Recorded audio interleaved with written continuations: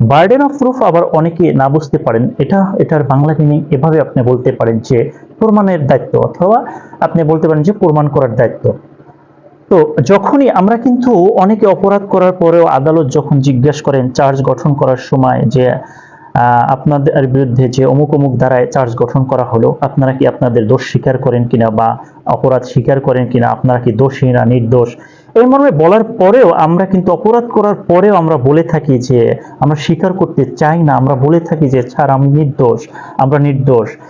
তো যখনই কোনো ব্যক্তি নিজেকে নির্দোষ দাবি করবেন অপরাধ করার পরে, তাকেই কিন্তু আদালতে প্রমাণ করতে হবে যে তিনি নির্দোষ।